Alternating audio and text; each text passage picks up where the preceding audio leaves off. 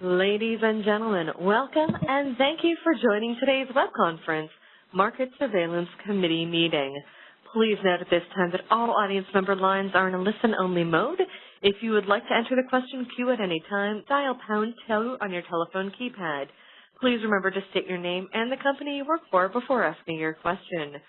Should you require technical assistance, send a note to the event producer or call our help desk at 1-888-796-6118.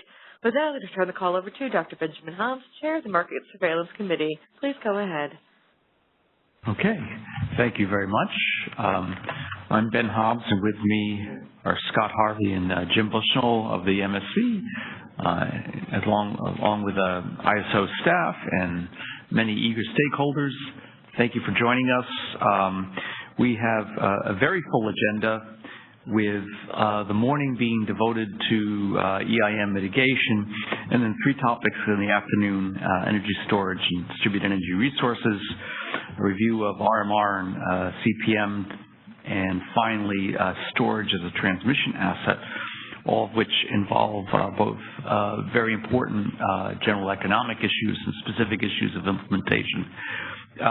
But before we get to those 4 substantive issues, as usual, we'll take public comment from within the room or on the phones on any issue whatsoever, although if you've got something to say about one of the issues later in the agenda, I would prefer that you wait if you can.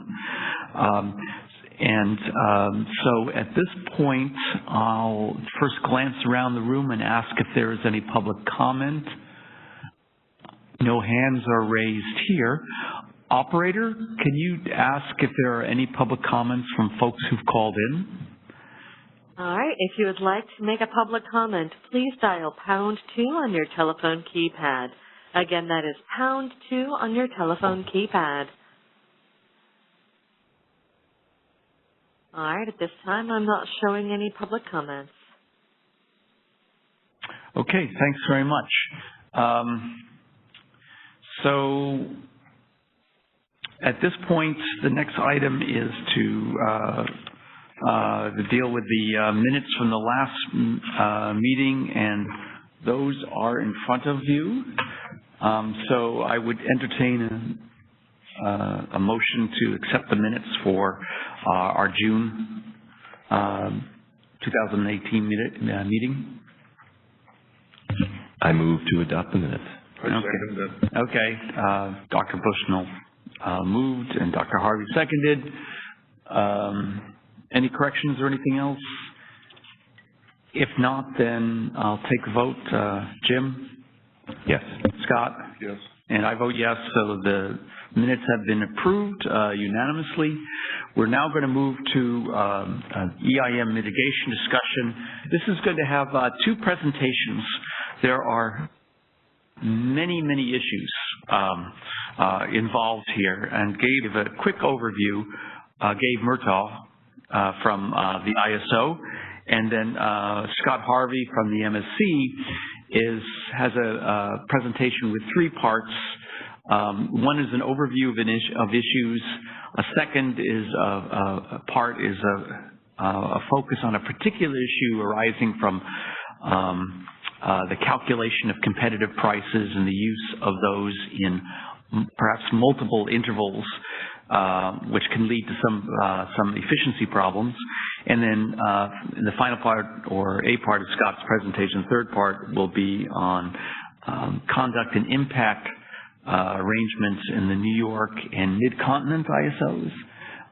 They're used differently there within constrained areas and within competitive areas, and there are a lot of details that will be informative to us as we consider perhaps how such ideas might be used in the EIM. Anyway, there's a lot of material, and so without, let's see, Gabe, if you want to go ahead up. One of the major issues in this discussion is the default energy bids and what they should be for hydro plants. And we did talk about that in an MSC opinion on the CCW initiative, and we basically said that the very complicated stochastic hydropower allocation models that PGE and others use and have been using since at least the 1980s account for uncertain inflows, environmental discharge limits, ice, upstream, downstream relationships, over-year storage, et cetera. These are very elaborate models. And in these models, the value of water can differ a lot from facility to facility and over the hour of the day and over the year. And so understanding what the opportunity cost of water or for a particular generator is an extremely complicated calculation. And so, in our opinion, we said that we agree that the complexities of these procedures together with their intensive data requirements means it would not be practical or desirable for the ISO to duplicate that effort to calculate opportunity costs for hydro plants in general. So we said it was preferable for the ISO to allow the hydro resource owner to develop the proposed opportunity costs and for the ISO to review them for reasonableness as it would for any other negotiated opportunity costs. So that's in the context of CC-DEVI. And so this issue has now come up in the context of hydro plants outside of the CAISO footprint. And upon further discussion of default energy bids for hydro plants, a lot of other issues have come up about the use of default energy bids in a market in which participation by supply outside of California is voluntary.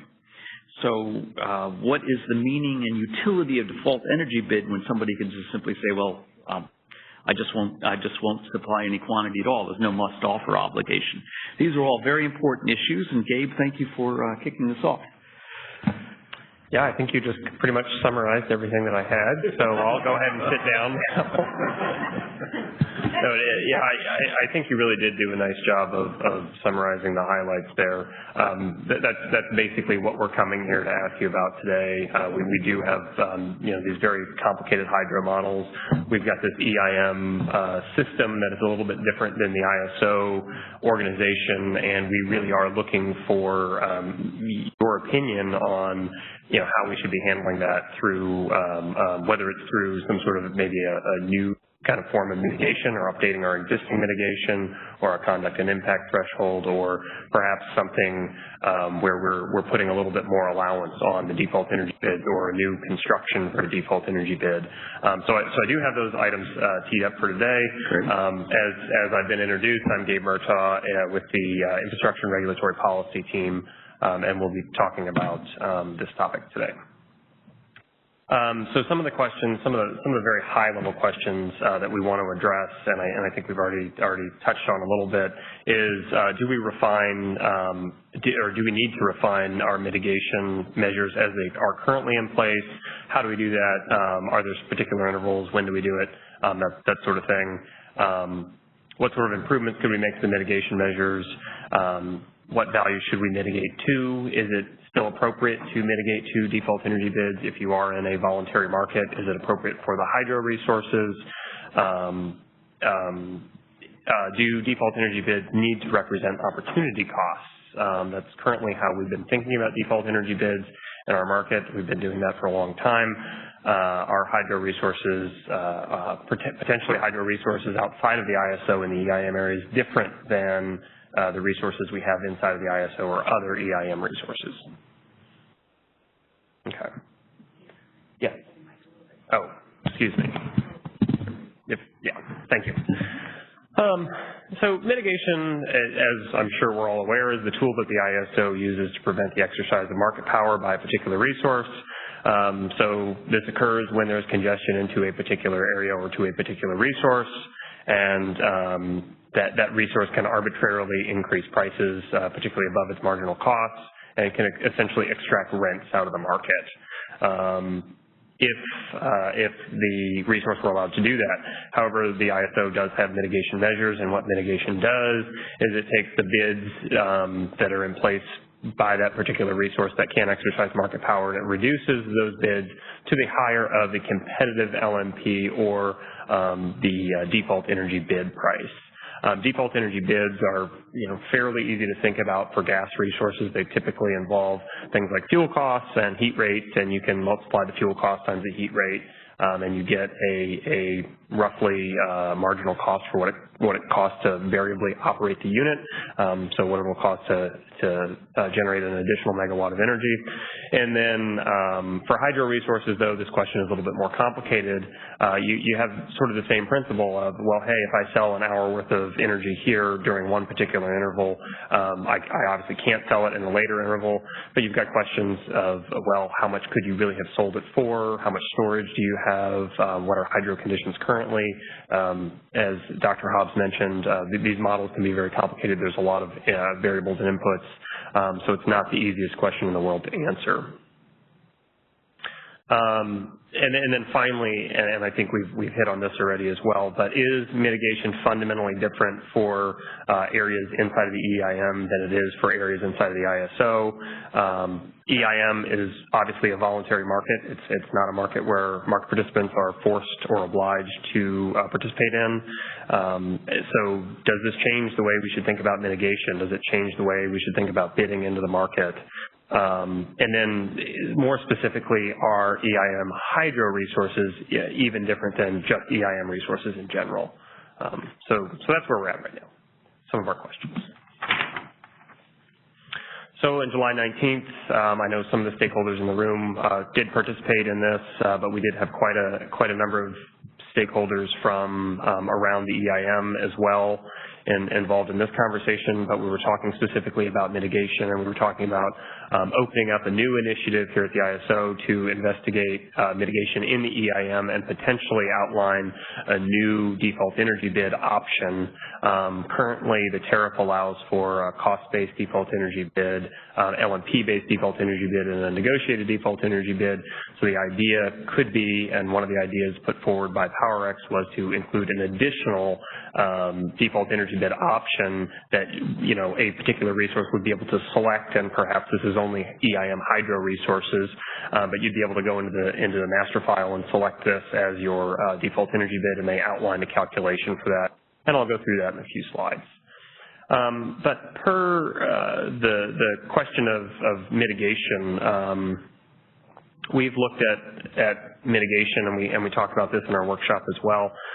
But there's a number of things with the mitigation tools that we have right now that probably should be examined if we do open this up.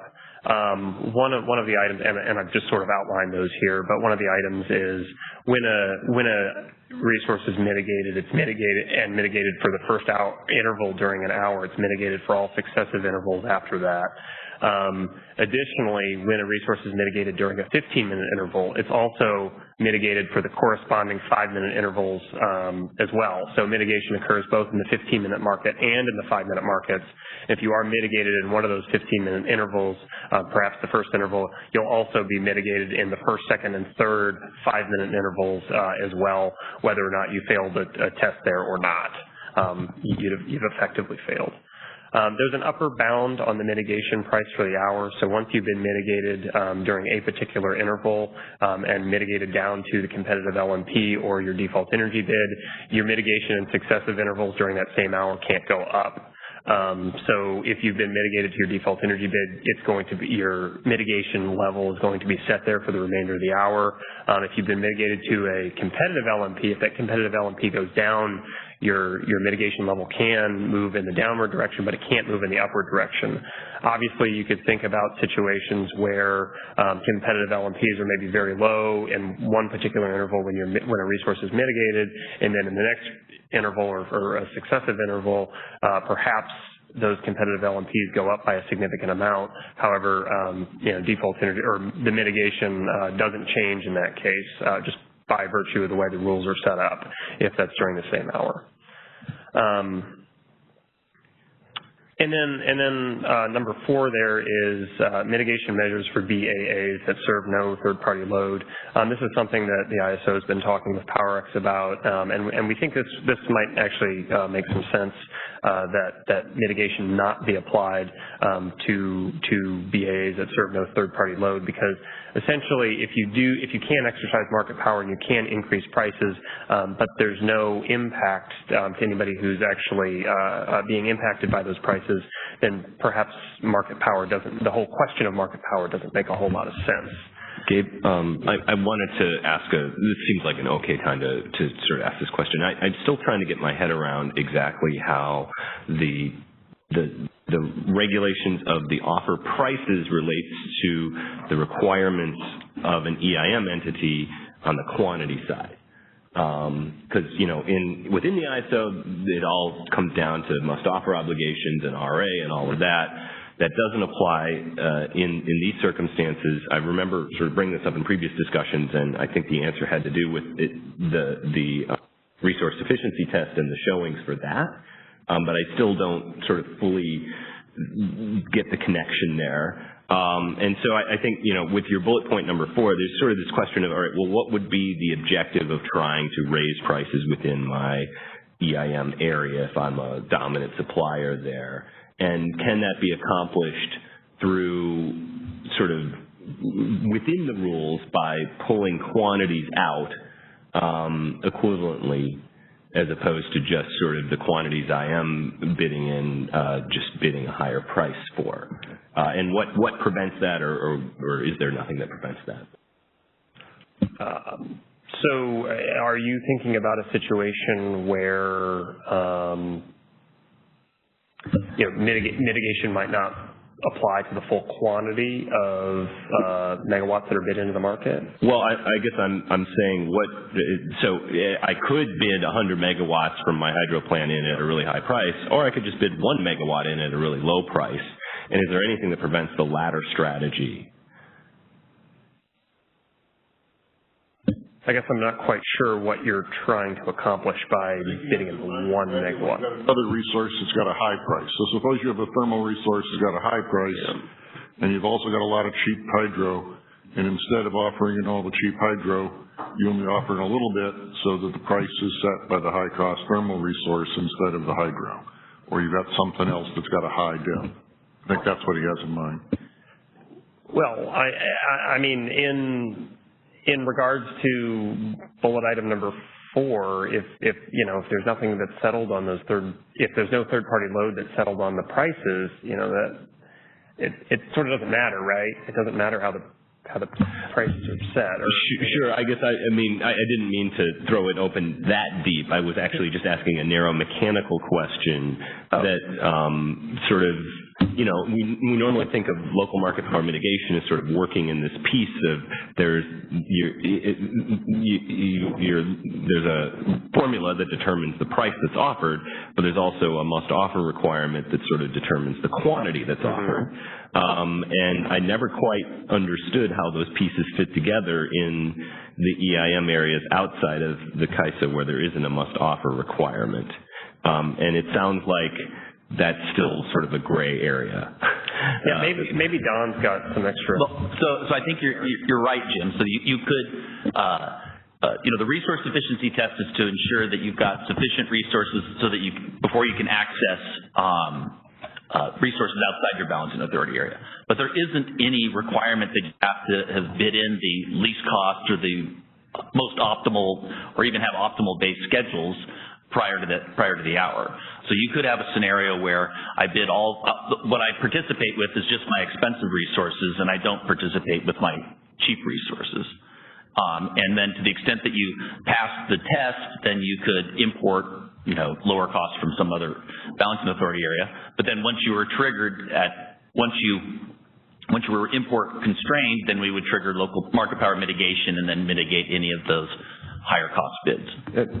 This is Brad. I'd add the difference between the resource sufficiency test and the offer requirements within the ISO BA is the resource sufficiency test is a dynamic thing that's looking at the load in each period, and then you got to bid in sufficient resources to meet that and your ramping needs, et cetera. Where in the ISO BA, it's a static RA requirement based on a forecast peak load, and all that is required to be bid in all the time. One is a unit-specific requirement, the must-offer requirement, whereas the other, well, I guess on the supplier side, on the load side, it's much more analogous. Oh yeah, and I guess the RA requirements are unit-specific. Yeah. Also, where the EIM they have to provide a mix to meet the forecast. Okay, good question. Okay. One thing that, there is another must-offer requirement that we're implicitly that to the extent these entities are balancing authority operators, I think they're obligated to provide the balancing energy. So they can't just not balance the energy within their balancing authority because they got NERC responsibilities. So, but that's not necessarily done through EIM. Right. They're not required to provide it through EIM, though, are they? This is where the voluntary aspect still kind of confuses me. But they're using that balance. That's where this is a market power mitigation issue because that balancing energy they provide will be priced. Many of them have tariffs that say that'll be priced based on the EM market price. Correct. So they have to, would you allow? Don, would you allow? Can an entity provide the balancing with resources that aren't offered in the EIM? So they could use their available balancing capacity. So then to the extent that the power balance constraint is triggered within that balancing authority area, then those resources would be released to solve their issue. So that can occur. Well, it's not just the available balancing capacity. They can submit base schedules for non-participating resources to balance their... And they could manually dispatch a non-participating resource as well. And they would earn the EIM price if their tariff is approved that their balancing rates would be based on EIM. Not for base schedules. The base schedules aren't settled, but any of the imbalance... To meet imbalance. If they manually dispatched a non-participating resource, it would be paid the LMP at that resource.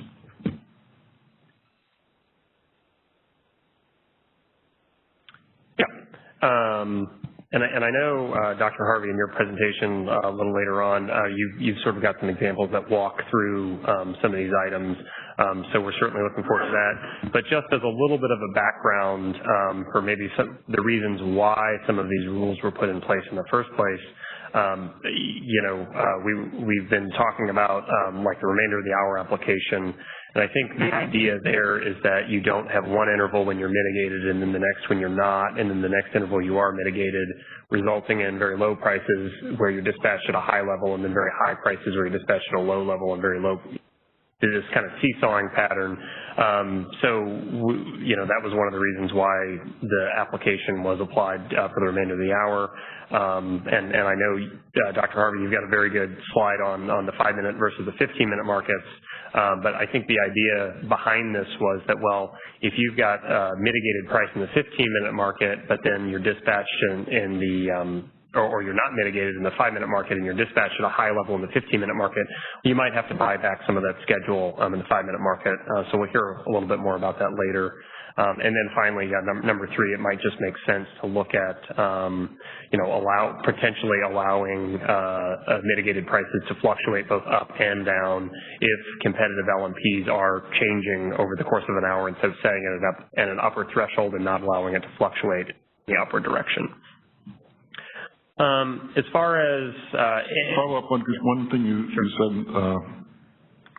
I want to make sure I understand correctly. There's a distinction between applying mitigation and when you calculate the competitive LMP price. Now, I think a little bit earlier you were saying that when we trigger the mitigation, and you're saying that once it's triggered, we will recalculate the competitive LMP price in each interval, but we'll only change the one that's used if it goes down. We won't change it if it goes up? Correct. So that none of those rationales are relevant to that because you're saying, on the one hand, you're saying it's not good for it to change, but it seems like you've got a rule where it's okay for it to change if it goes down, but it's not okay for it to change if it goes up.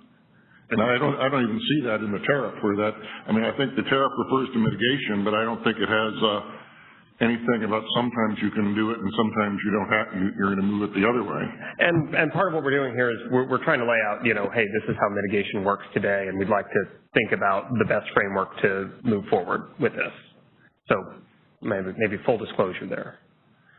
And then finally, number 5, we're thinking about potential differences, different mitigation frameworks.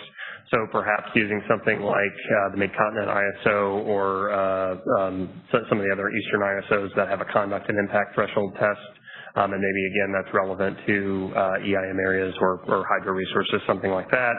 And then finally, PowerX has talked a lot about potential for a new default energy bid for potentially EIM hydro resources or other resources.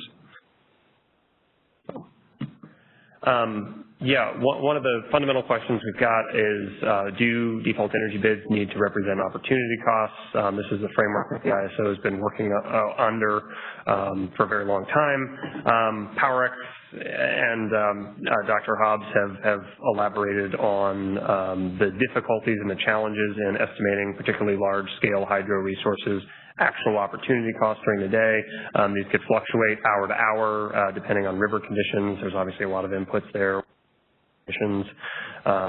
So it may be hard to calculate what these numbers actually are. So is there something acceptable for a default energy bid that could work in an EIM scenario for hydro resources, something that would still make sense within the constructs of our market and would still sort of provide mitigation when we need it, but then not overly burden these hydro resources. And the real argument there from the hydro resources is that, hey, if we get dispatched during one particular hour when prices are low, then we don't have that energy in a later hour when we could use it, and essentially, we're losing out there, and it may be at the expense of very high peak loads during the high summer months. So what can we do to potentially accommodate that or think about that problem and try to frame it in a way that works with our markets?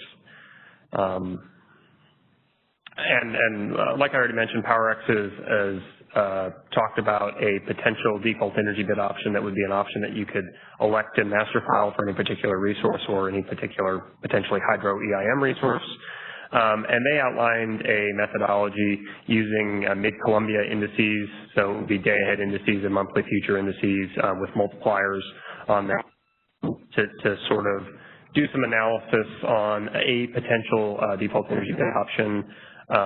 They use some EQR data, so some publicly available data with transactions that actually occurred between BC Hydro and other areas.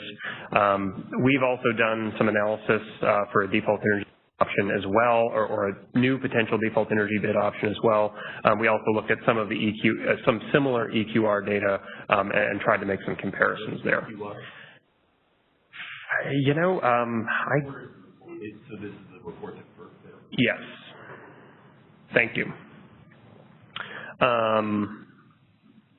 So yeah, well, we've done some analysis too, and we've looked at that. Essentially, in PowerX's analysis, they wanted to construct, or their objective was to construct a default energy bid. Again, using these day-ahead and monthly futures prices that would essentially cover 95% of these EQR transaction data. We looked at it a little bit differently, and we said, well, hey, we took a weighted average price from the EQR data and said, we want to make sure that there's a DEB that's suitable that would at least have you recover as much of the average EQR price as possible, or something greater than that in the ISO markets. So that's sort of where we took our analysis. Some of that analysis is shown on this page. So we did, the bottom line shows the weighted average for the EQR data, the FERC EQR data that we looked at, and then the other 3 lines show our kind of a baseline, which is just simply day-ahead day-ahead mid-Columbia prices off of the ICE index plus a 10% adder. We also did a second one with a 25% adder, and then finally we did one where we had the maximum of the day-ahead mid-C index and the next month mid-C index with a 10% adder on that, the gray line there. So what we showed is primarily the prices if you were to bid in at the California ISO market in NP15, which is not perfect representation of the prices you could get from a EIM area in the Northwest, but those prices do tend to be higher on average than the prices we see transactions at in that EQR data that's publicly available. And that's what's shown in this graph. Are these just day-ahead block, 16-hour blocks, or all the data comparable or not? So the EQR data includes daily blocks, and it also includes hourly transactions as well. Right. And then what are you comparing it to? You're comparing it to the average FMM prices. The average day-ahead DEB, is that what you're? And then we're calculating a DEB every day based on the price at Mid-Columbia, which would be a 16-hour average peak price. Okay. So we're comparing a 16-hour peak price or 16-hour block prices. The DEB is not a block price; it's a gas price and a DEB, right? So what we're doing is we're taking, so for tomorrow we'll take the Mid-Columbia price for today. So we'll take the day ahead Mid-Columbia price, and then we might take the month ahead Mid-Columbia price, and we'll add so two indices that are available on ICE, and then we'll add a 10% premium on top of that. Okay, so that when you say DEB, it's not the CAISO DEB. It's a DEB based on the Mid-Columbia day-ahead price? Correct. Okay. And this would be a potential option for an additional default energy bid option that could be selected in master file by perhaps an EIM hydro resource. And then the assumptions are that if you take that default energy bid and you were to bid that into the market every single day at that price, if basically we did a test to say, well, would you clear energy or would you not clear energy? So when NP15 prices were higher than the DEB, we'd assume you'd clear energy and you'd sell energy, and that's how we got our average prices on this graph. Now that's an imperfect assumption because obviously when you start changing the supply stack, you can have different market results, and we didn't include any of that here in this analysis. But and the lower blue line, the EQR, is that the average of all of the transactions in the EQR then, or it's the weighted average of the transactions? Yeah. Mm-hmm. So there's some like long-term contracts mixed in with daily transactions. It sounds like, and I think that's absolutely one of the things that we would acknowledge, and the fact that we could sort of zoom in on transactions that are actually from, perhaps, if you're thinking about BC Hydro, perhaps the BC Hydro resources or something like that, that you would actually have the latitude to store at a later time, and you could see when those were transacting. We'd be happy to do an analysis with that data as well, or an Idaho resource or whatever, to come up with a marginal cost. Yeah. Gabe, it's Mark Smith at Calpine. I guess the EQR data, that is all transactions in the West, all transactions at Mid-C. How is that separated? So so PowerX came to the ISO, and they've come to the EIM governing body, and they presented a number of PowerPoint presentations and some ideas about what they would like this default energy bid option construction to look like. And what they did is they showed, well, hey, here's where BC Hydro is actually transacting energy, which is from this FERC EQR data. And they compared that to, I think they used like a 300% adder on top of the day ahead mid-C index, and then maybe a 250% adder on top of the monthly mid-C index. They took the maximum of those two numbers and said, okay, if you do that, then your default energy bid will be above the 95th percentile on average of EQR. So the data that they used was all of the transactions available for BC Hydro, and admittedly, some of those were, right around zero, very low prices, which we could assume would be something like run of river and wouldn't really be relevant when you're thinking about the opportunity cost for a large hydro resource with a lot of storage. Do we know what proportion of the transactions at Mid-C are the result of hydro energy transacting? I don't have that. Just to be clear, they're not just Mid-C transactions. So the EQR is no, but the DEB. Yeah, this is labeled NP15. I thought this was NP15 EQR transactions. No, it's all EQR transactions for BC Hydro. Okay, so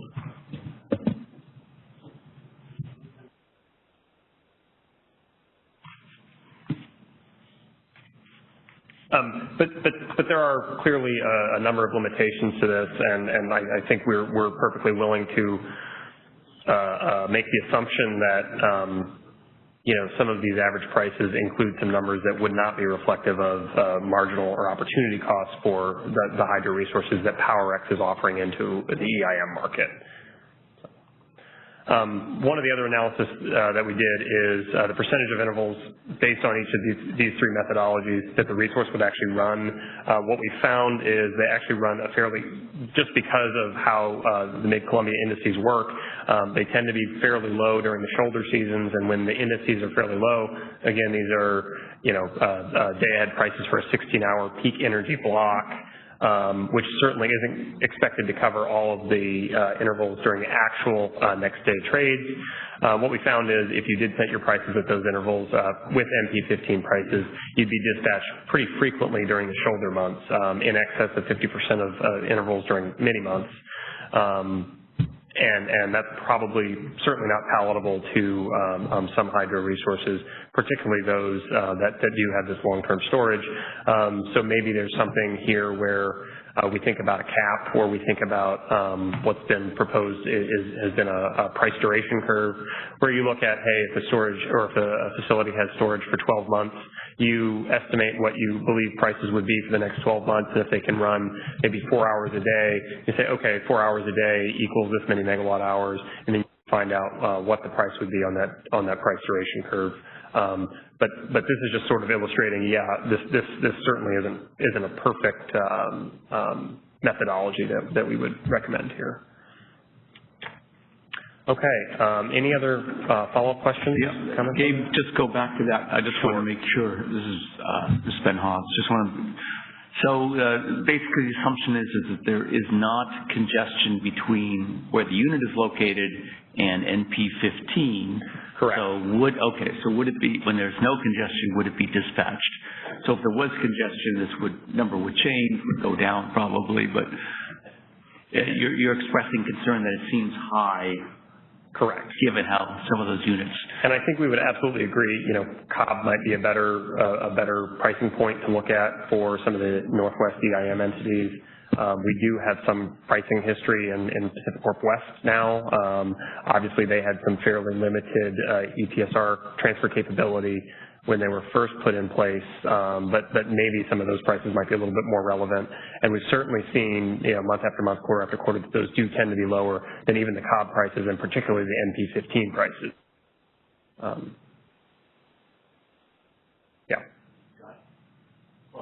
But the thing is, these resources we're talking about are located up inside mid-sea, so that would be the constraint that you're looking at. But. Yeah.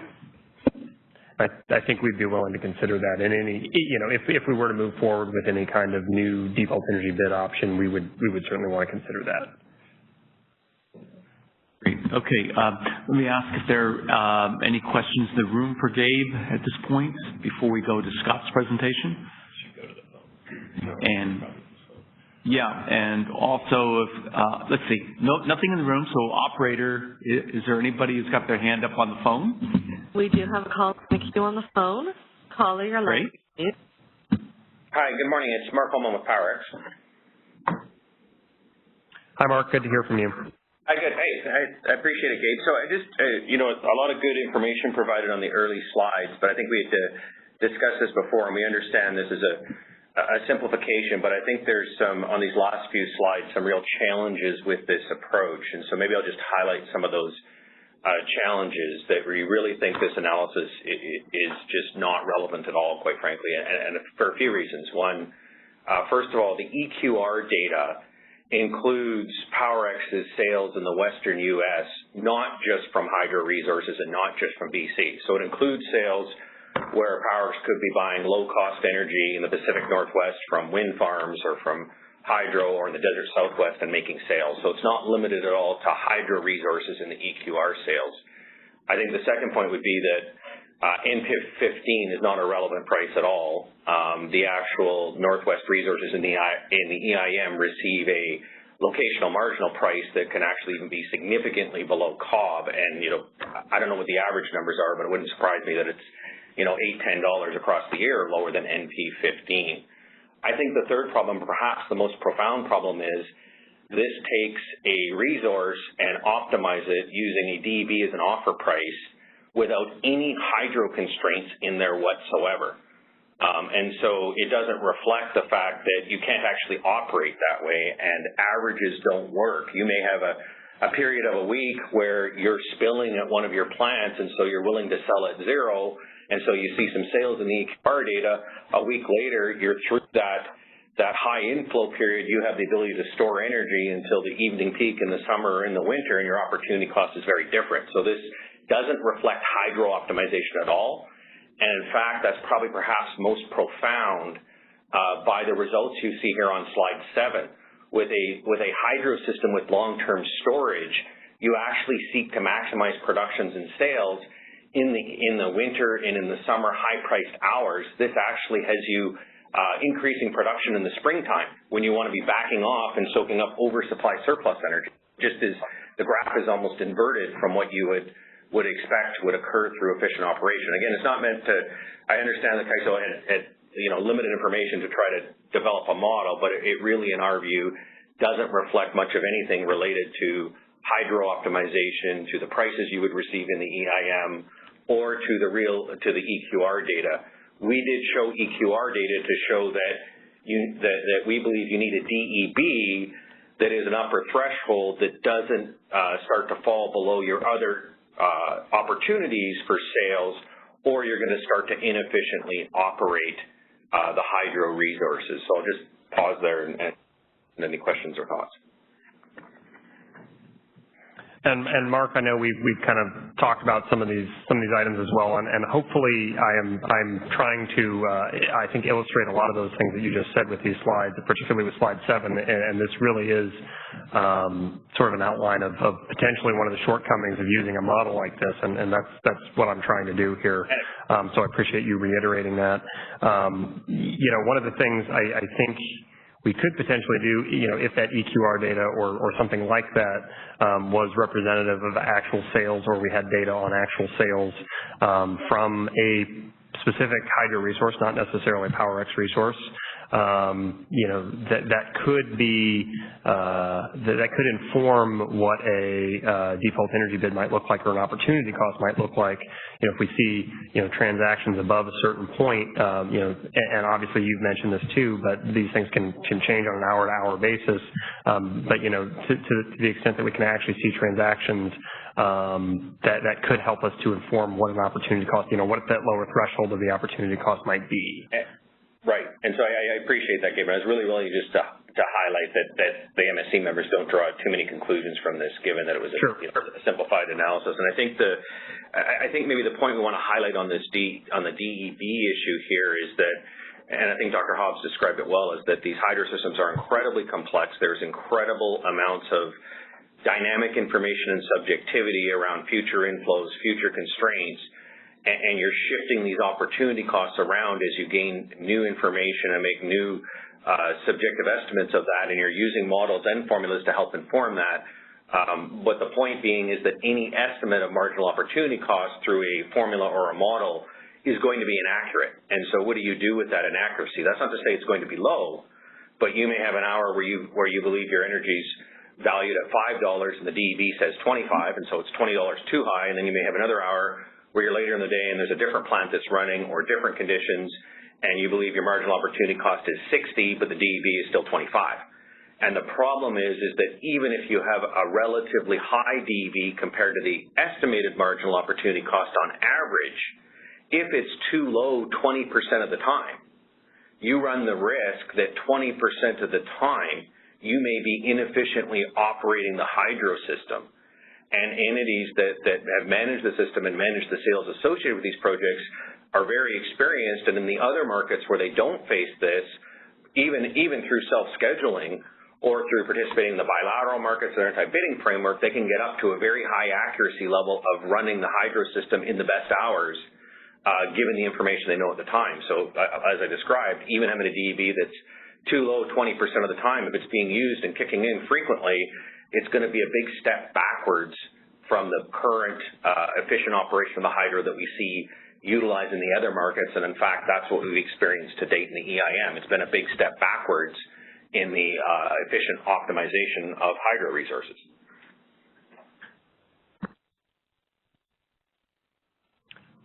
Thank you, Mark. Thanks. Appreciate it. Appreciate it. Okay. Thank you, Mark. Operator, are there any other hands raised on folks on the phones?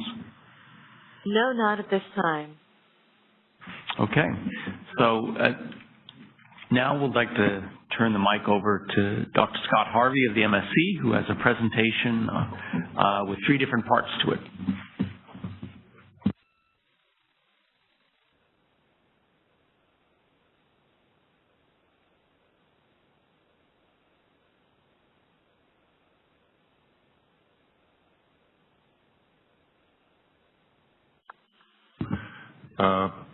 Skip ahead through the first few slides and maybe come back to them at the end talking about conduct and impact, but to dive into the issues that Gabe talked about. And I'm going to take it in a couple of steps. Gabe talked about the competitive LMP in general at the beginning, but we didn't focus on it, but we talked a little bit in questions. And I want to highlight that because I think it's an important element of the design as we talked it through when local market power mitigation was implemented. And the idea is, the conceptual idea is for the competitive LMP to put a floor price on the mitigation. That's what the price would be absent if we didn't have the constraint, the non-competitive constraint. So basically the intent was that it would set to zero the shadow price of the non-competitive constraint and let prices be determined by what they would be absent that constraint in the market. And that design does have the feature, and that's, I think that's was the intent, that when you have offer price mitigation within an import constrained area, it means that if that import constraint is not competitive, the price shouldn't rise above the price outside that area, but it also shouldn't cause the resources within the area to be dispatched up and imports, the constraint become non-binding or even exports to occur. And what struck me when reading some of the discussions about the EIM problems was that isn't what's happening. So that made me want to understand what's going on in the EIM. Now, this is a little example I put together to sort of have us all on the same page about, how this would work. So this is a set of resources. We've got a 500 megawatt limit into this balancing authority area. The imports reach that level, so prices separate. We've got an energy limited resource C that's offered at $100. It's got a much lower default energy bid. It would be mitigated down to be dispatched up based on its default energy bid, which maybe is inappropriately low, but it is whatever it is. And the resource is dispatched. This is in the unmitigated dispatch. It'd be dispatched to $100. So you'd have a $100 price inside the constrained area and $70 outside. Now, if we use the competitive LMP for the dispatch, the resource with the $25 DEV wouldn't be dispatched based on $25. It would be dispatched based on $70. So we'd still end up with it dispatched at 100 megawatts, but the price would be set at 70 rather than 100. And that was sort of the conceptual idea that we had behind the competitive LMP when this was developed, and you get the outcome that, okay, the price goes down, but we're not doing a lot of reshuffling and we're not dispatching this unit to create exports. Now, you can still get possibly, when you have a little MIP gap and you've got flat parts in the supply curve, maybe even when you apply the competitive LMP, you'd get the constraint to become slightly non-binding, but you shouldn't have a big change in the output, in the equilibrium. So you should get roughly where you are, where the constraint approximately binding and only some slight change in imports, but the key thing is that the price falls. So you've got a price that's not set by the $100 offer or the $900 offer of the resource inside the constrained area, but it's set by the price outside the region, so that it's not doesn't reflect any exercise of market power. And the intent of this design is to avoid what we think is happening, where you change around the dispatch order and people get dispatched dramatically. So if you think about what we could do and how this happens, I mean, there's an inherent in the design that in RTD and when we're doing the dispatch, we aren't going to run RTD several times to calculate a competitive LMP. You can calculate unconstrained LMP and then redo the dispatch. So the mitigation is based on the advisory dispatch, and the advisory dispatch is not going to be perfect indication of what's happening, but it is close. It's actually dispatching for the same interval, and it's only initializing 5 minutes, in advance. So you would expect that there wouldn't be a big impact. But and as I dug into this and asked questions and looked at the tariff implementation, that's not what's happening. And it seems to me that the actual implementation of the competitive LMP may be driving some of the things that we're seeing in the EIM and possibly in the CAISO, but particularly in the EIM, where we've got balancing areas that might be import constrained at times. And because of the way it's being implemented, we can get a competitive LMP that can be calculated for a much earlier, not 5 minutes ahead of time, but 40 or more minutes ahead of, and not even calculated for that interval. It's calculated for a different interval. And this could have the effect, just that difference in time could mean that if we got the solar ramp occurring and the price is rising, we could have a competitive LMP that was calculated for the first 15 minutes of the interval before the sun was as far down and solar output was still high, and we're applying it to mitigation at the end of the hour when solar output is dramatically lower and we're dispatching much higher resources. And as I look at the tariff, and one problem with the tariff is it has general language. It talks about mitigated. And really, there are two things that we should be thinking about. We should be thinking about, is the resource mitigated, and how are we calculating the mitigated price?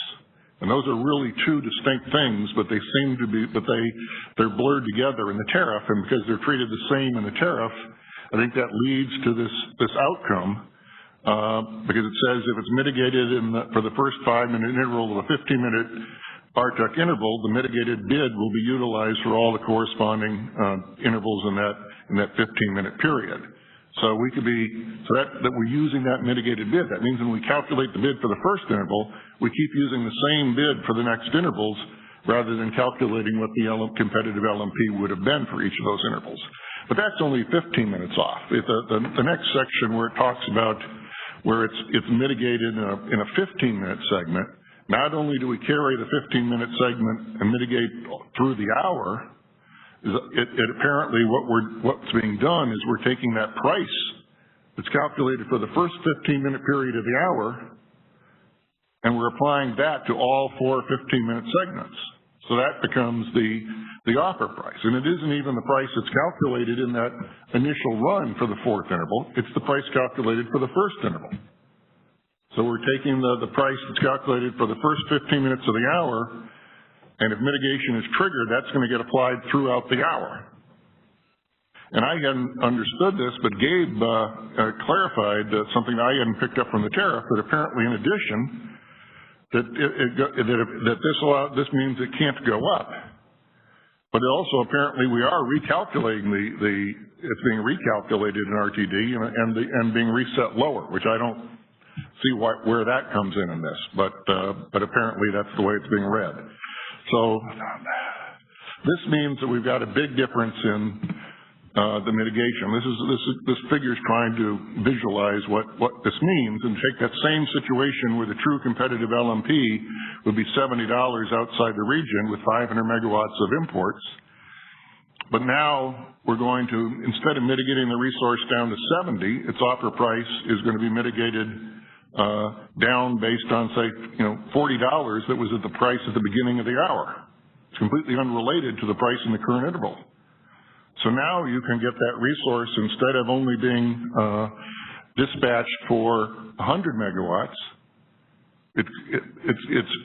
which would happen if you were dispatching it down to the competitive LMP in the current interval. It's dispatched way above that, And that can produce the kind of outcome that we heard market participants talk about in the EIM, where, in this example, you see the import constraint is no longer binding because actually imports have been dispatched down.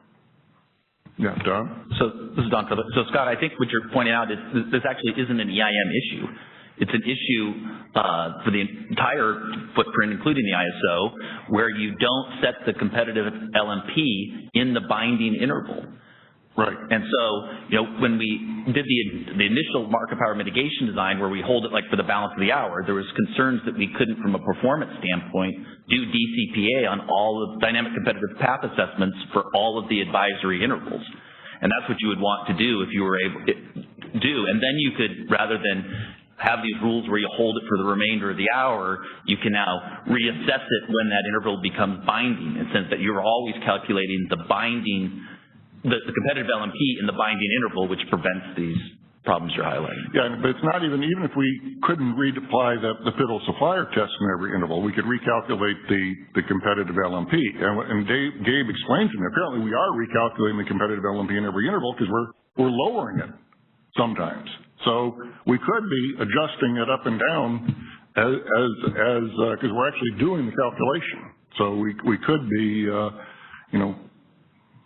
And I think the reason it's being held, and Fan, you can jump in if you want, is we wanted to have a sort of a stable unit commitment. So you're having the same assumption of whether mitigation is occurring over the total horizon. And so the fact that you're actually not doing that DCPA in each 15-minute interval, that we had to make some assumption that we were going to continue to mitigate it. So I think that if you can get to the point to where you can have unit commitment that recognizes that some intervals, some advisory intervals you may be mitigated, some you may not be mitigated, then you'll have a unit commitment. But that's consistent with. But that isn't the issue. You can say we're going to mitigate it over the entire period. But even the RTEC run, RTEC's calculating a competitive LMP for each of those 4 intervals. You could use that in the mitigation run. Yeah, so the issue isn't whether to mitigate or not, it's the price at which you're mitigating it to. Now, you're right, maybe we shouldn't be mitigating, but at the very least, sort of having a more timely level seems to make logical sense. Right. So that's, I see this as a decision we didn't really talk about in developing LMPM, but it's a fairly important decision in terms of how this actually works in practice. So, as I said, we can understand solution time. You can't keep running this in a particular RTD interval, but we can use calculate this in the advisory interval, and instead of running it a couple of binding intervals, you could just calculate it in the advisory interval and apply that. And if it were triggered in the first RTEC interval, you could, that generates that calculation will give you 4 competitive LMPs that you could use for each of those 15-minute intervals. So I think there is an option. I think conceptually, I think also some of the reasons are backwards, the reasons that we gave for not doing this. And I think that this goes to the issues that the EIM entities that are concerned about hydro talked about. That there's a comment in the filing letter that if you mitigated in RTUC and then had a higher price in RTD, it would have to buy back its schedule at a loss. But if you think about the example here, if the water is really worth $100 and you mitigate it down to 50 and then it goes back up to 70, he'd have to buy it back at 70, but it's worth 100. That's actually better for the EIM entity than to have to use it at a cost of 50. And that's the thing here that we got to think about this as, suppose the EIM entity, the people putting in this bid, that's their actual value of their water.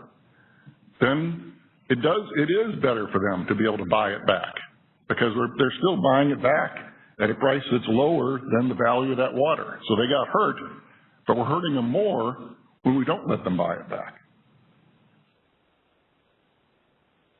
Scott, I might just add to that. I mean, it seems to me that it would be nice if we could value the water at $100 in the first place, in the first. Right. But that, as people said, is going to be hard. So I'm trying to point out that we'd like to get all the hydro costs out, and I'm going to talk about that a little at the end in terms of let's only mitigate when we need to. But I think also that the conceptual design of local market power mitigation had in mind avoiding some of these outcomes, and like maybe we can take away some of the pain for the EIM entities because we're not going to get it perfect, but maybe we can, reduce the impact of when we don't get it right by trying to make the competitive LMP work more like how it was intended to. And I agree, it would be best to always get the opportunity cost right, but I think that's going to be very difficult for the reasons Ben talked about. This is a hard problem, and Mark talked about. It's a hard problem, and it's going to be hard to do it perfectly. So I'm going to skip ahead a little bit to shift now. So I think I've outlined that I think some effort on the competitive LMP implementation and what we're trying to do would be good because it might address a significant portion of the EIM entities' problems with the way mitigation's applied. But then let's go and talk about the issues you raised and the EIM entities raised about when we should be applying mitigation. Because another way to... Scott, before we do that, let me just check in the room and the phones if there are any questions about the previous section about the issue of calculation competitive prices and what happens when there's latency. And operator, can you check to see if there's a hand up? We do have a hand in the question queue. Caller, your line is unmuted. Hi, good morning. It's Mark Coleman again. I appreciate that discussion, Dr. Harvey. I'm wondering if it just might be helpful to describe some of the circumstances that we're actually seeing. And if you bear with me for just a moment, if you envision an example where you've got, well, let's say in our circumstance, you've got 6,000 megawatts of load and you've got 6,000 megawatts of hydro generation base scheduled to serve that load. So you're fully balanced. You don't have any imbalances in the hour, just a really simple example. But you have enough water throughout the year to meet your load, but you could import energy, let's say during the belly of the duck in the springtime for 5 or 6 hours at relatively low prices.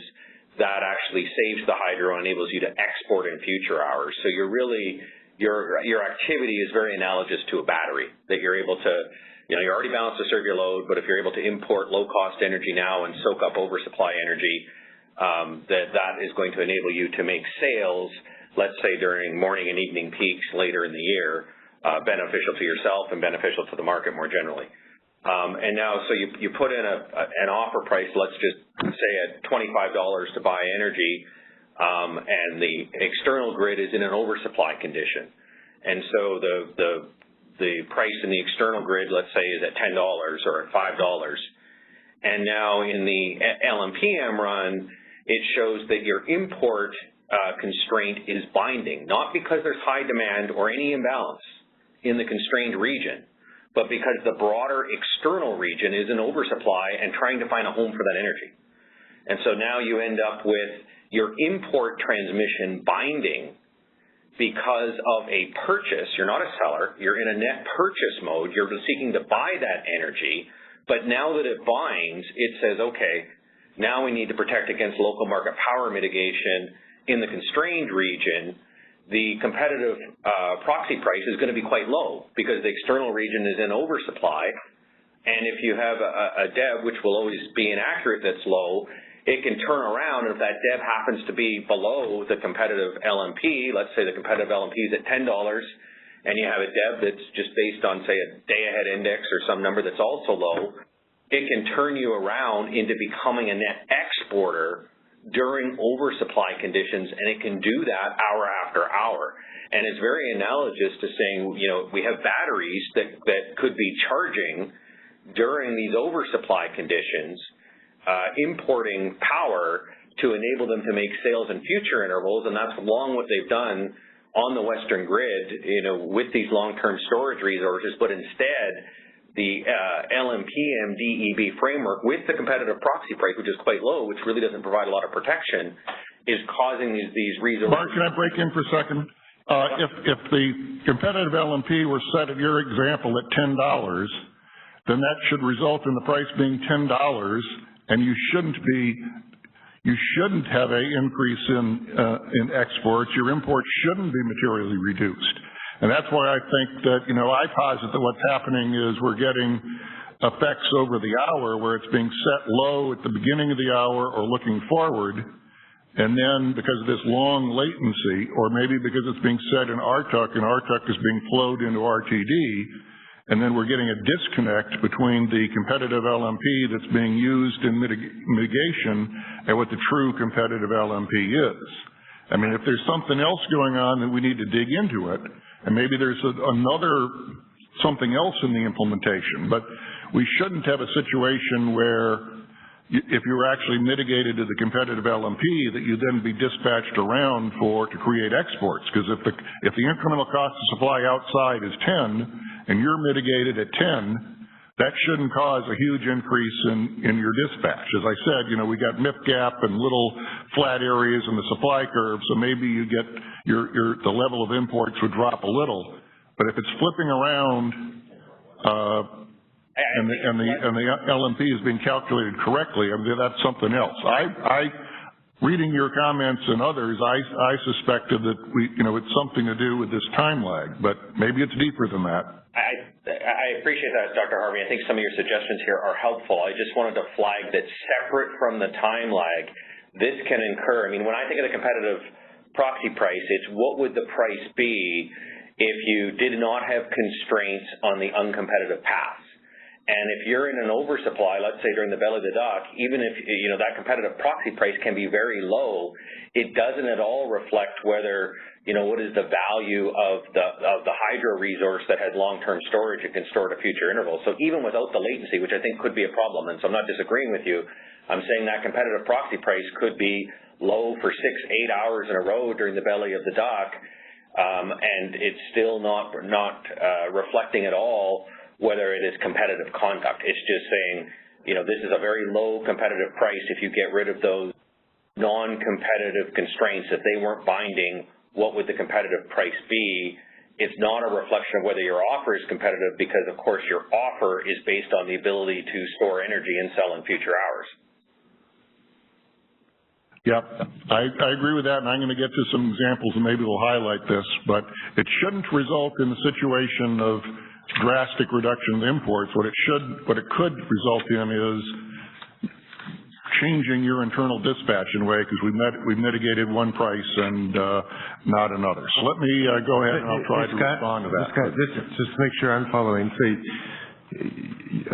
your point to Mark is that sure, this competitive LMP might still be below their costs, but if the competitive LMP was reset every interval, it might be below their costs, but then if the competitive LMP is zero and we reset their bid to zero, they're not going to be exporting because their bid is not below the figure 2 on whatever slide that is, I can't see it here. It's cut off at the bottom. I think 14, but that should be what's happening. If everything were working perfectly, we'd be setting the competitive LMP on the mitigated resource, and it would still be dispatched, but it'd only be dispatched enough to meet the internal load. And anytime we'd be reducing the imports below that and the constraint becomes non-binding, okay, we could have a little bit of that because of MIP gap, a little bit of that because of things going on a flat price supply curve, but we shouldn't be seeing a big impact. So anytime we see it significantly dropping, that says something's not working the way we intended. And we know there's going to be a slight problem with that just because of the 5-minute latency in RTD, but that shouldn't be causing a huge problem either. If we're just talking about a 5-minute lag, that shouldn't be causing this to go on for long periods of time. So we need to think about, okay, your comments energized me to think about, okay, why could we get in this situation where the imports are dropping a lot and maybe even turning into exports if the competitive LMP is working the way we anticipated? And maybe I haven't identified the core issues, but, I think there is something there that we need to dig through, and I was trying to take a first step at trying to dig through it. That's helpful. So let me go on and talk about, I'm going to come back to this a little bit at... So, operator, that was the only... Mark, did you have a follow-up? Just want to see if there were other questions. Anybody else? Operator? I think We have no further callers in queue at this time. Again, if you'd like to ask a question, dial #2 on your telephone keypad. Okay, thank you. Go ahead, Scott. Okay, so I thought then more generally, and again in terms of trying to narrow down the mitigation and when does getting the DEB wrong cause a problem, or can we limit the extent to which we cause a problem? And the first question here is the question Gabe raised of, should offer prices mitigation be applied to resources within import-constrained area and potentially change the dispatch within that area if there's no imbalance energy or wholesale load within the region that's buying at that price? And then the next one is related to that, the same situation, but suppose there is some, the balancing authority area is selling to some imbalance energy. So there is somebody that's buying at that price. But suppose you can have a hypothetical in a design where the balancing authority operator agrees to sell power at the competitive price, but still gets to dispatch his resources based on his own offer prices. So you could say, we'll have a mitigated price to the extent you're selling to entities, wind farms or small wholesale loads. You're providing them balancing energy as a control area operator, and you want to do that at market-based rates. Put a cap on that, so that if you want to hold back your hydro, fine. But you're holding back your hydro, is it going to inflate the price at which they buy their imbalance energy? And then we talk about that in Figure 6, and then we get the question. We talked about voluntary participation, and we get at what point should a EIM entity have to offer supply up to sell basically what's economy energy to other entities in the EIM at a offer price that doesn't reflect the price of water? Or should we be mitigating that price? If that entity has bought resources to cover its base schedules and flexibility, should we be mitigating it? And then I think we need to talk about, well, how about mitigation of, there is, I think, a bargain being made in EIM participation that everybody's supposed to bring some resources to the EIM. And the base schedules and the flexible capacity shouldn't all be stuff that's offered at $900, because then the other EIM entities aren't really getting the full benefit from participating in the EIM. So I got taking the same little examples. So Figure 4, this is the case that PowerX has talked about and Gabe talked about, where it's the same example, but we've got no wholesale load within the region. So why should we mitigate it? And I intended to change Gabe caught this, but I intended to change the offer prices of generator A to be 80, suppose its offer price was $80. Then, and the ELR, Energy Limited Resource Gen C, is 100. Then the balancing authority operator would actually rather use his $80 thermal unit than release his $100 water. There's no load that's going to be affected by this. Why should we mitigate those offer prices and change the EIM entity's dispatch to cause it to release its water that it thinks is worth 100, rather than meeting it with $80 power within the region? It seems to me that that's an unnecessary mitigation, and if we could be assured of getting the DEB right, it wouldn't matter. But if we can't get the DEB right, and here even using the competitive LMP could result in, okay, we set the Gen C, the limited water at $70, and we dispatch it instead of Gen A, which has a higher cost of $80 in our view, but actually to the resource owner is cheaper. So I think this is a case of, here's why. If there's no harm, no foul, this is a tree being chopped down in the forest where there's no one else buying at that price. Should we care? Because there is a potential downside to the resource owner when we change the dispatch. And the Figure 5 is going to, the last slide you had up with that example, that seems like something that might be relatively hard to implement. And once you get an area or potential group of areas that have a lot of resources, this might be cumbersome. I was wondering if you had an elegant solution, perhaps, to actually implement something like this. Well, I think if we've got this as a special case where there's absolutely no one within it, we can implement it and just not apply mitigation within the region. But I'm going to go on, and figures 5 and 6 are going to talk about the more complicated situation where there actually is somebody within it. Oops, I went the wrong way.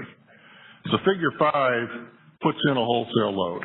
And I know in talking at conferences with various people, you know, there are wholesale loads within the IEM balancing authority areas that really care about buying their imbalanced energy at a competitive price. So this is a real issue. This is not irrelevant what that price is.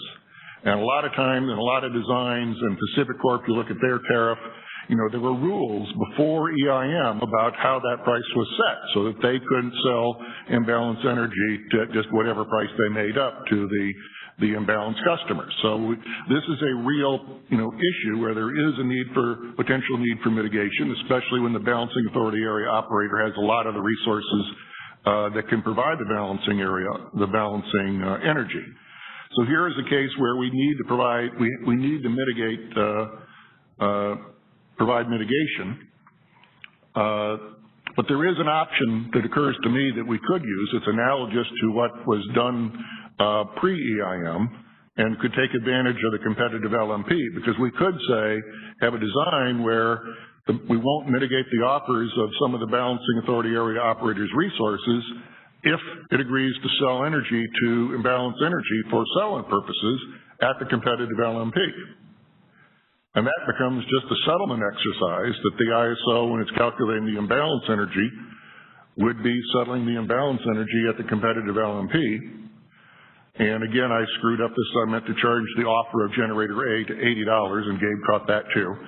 But the idea is that suppose that the balancing authority area operator would rather meet that imbalance load with the $80 thermal unit than the hydro unit that we say has the cost of, you know, 70 or 30 or whatever, but really it feels it needs that water and it'd rather save it.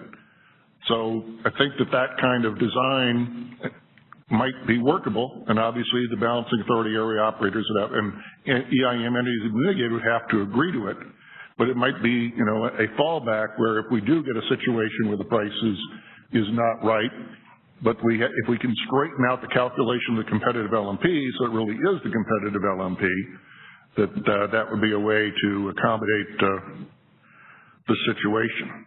And here, Gabe, this is figure 6 is getting more at what you were talking about. This is where okay, Don? So on your previous example where they would settle the load at the competitive LMP, why would the ISO change its settlement? Wouldn't that be something done through the EIM entity's OAT? Yeah, if it is done through the OAT, I mean, I don't know how all those settlement details work. If it's completely through the OAT, then it could be done that way. Right.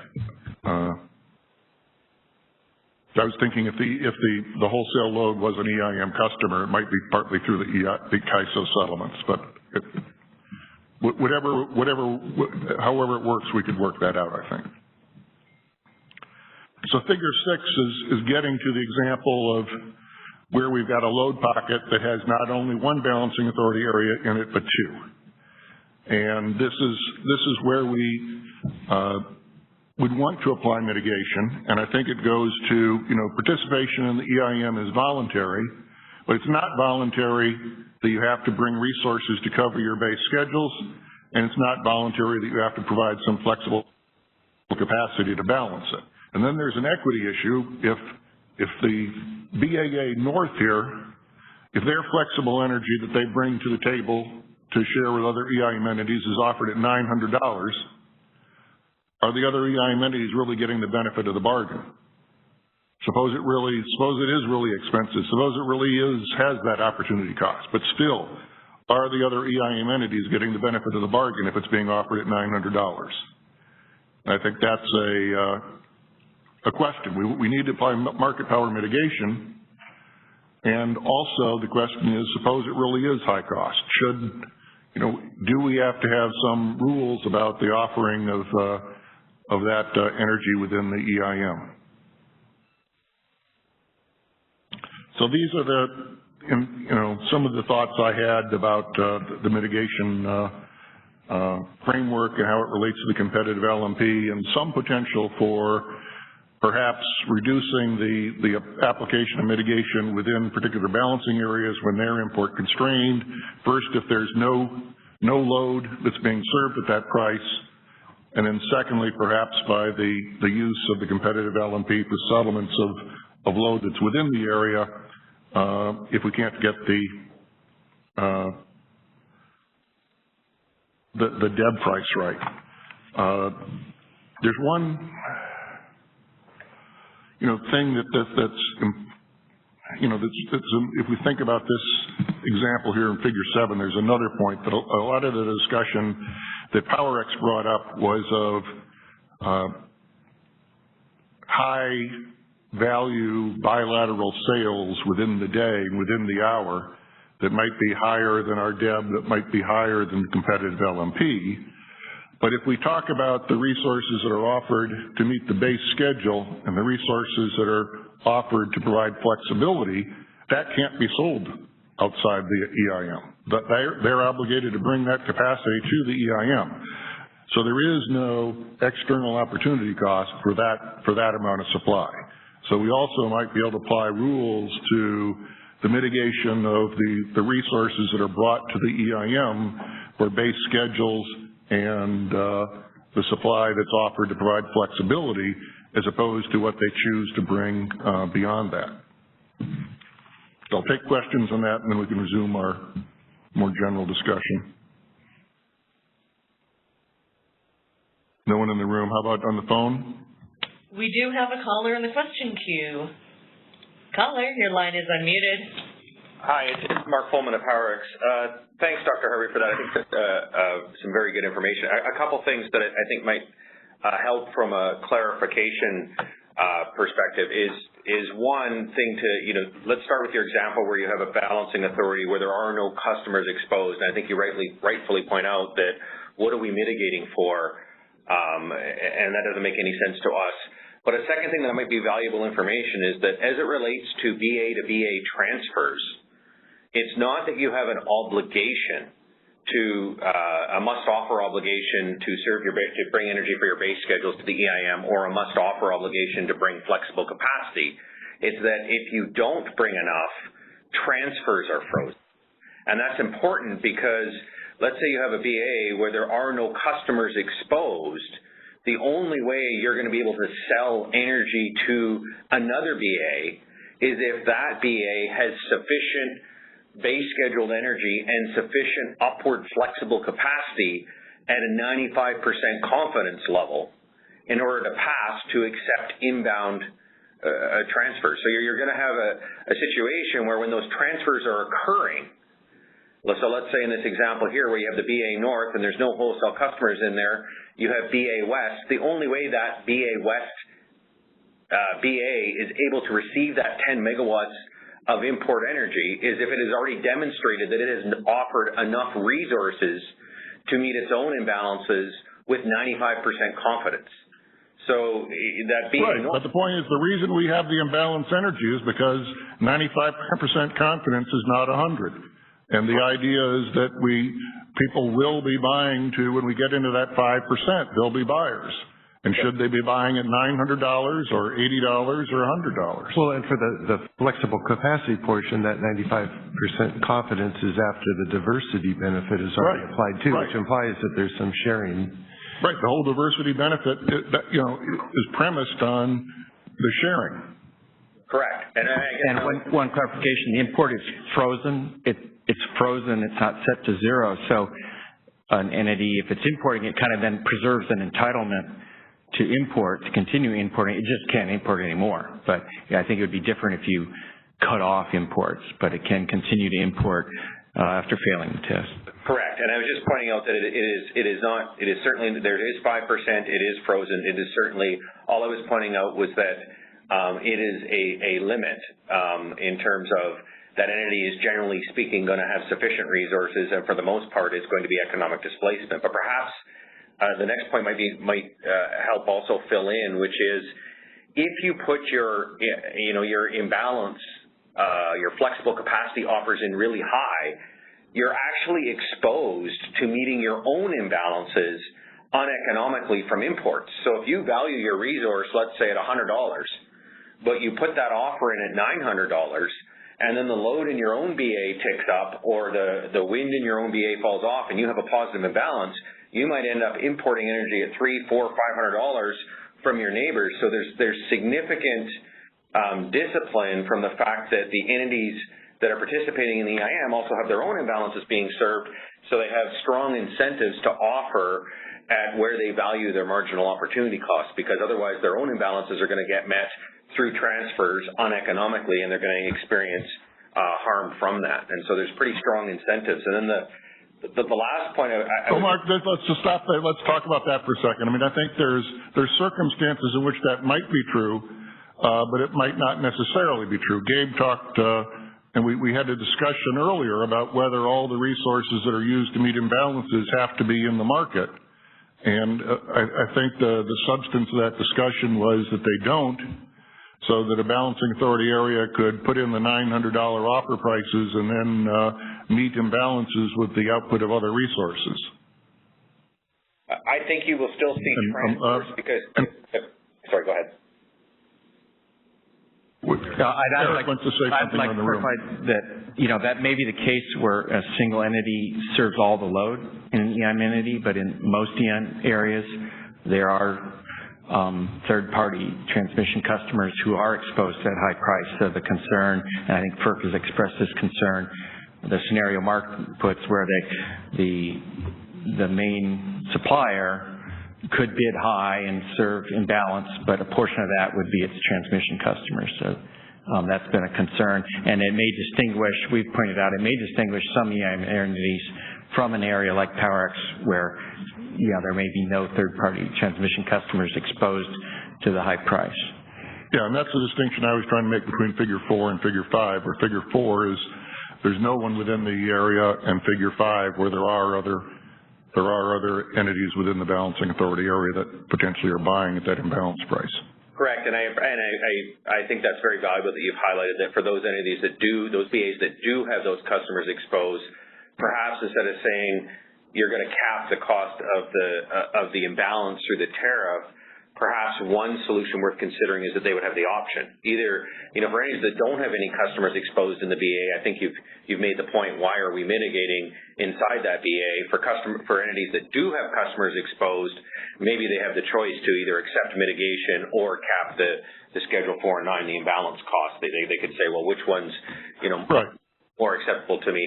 I think the last one I just wanted to highlight is you talked about the equity issue of bringing resources. I just want to highlight that this is an imbalanced market that, let's take an example where other entities are bringing resources that are very low cost and include solar and wind, et cetera, and they're at zero or they're at negative prices, and entities are bringing hydro that maybe are looking to, let's say, buy, for example, at $30 and sell at $40.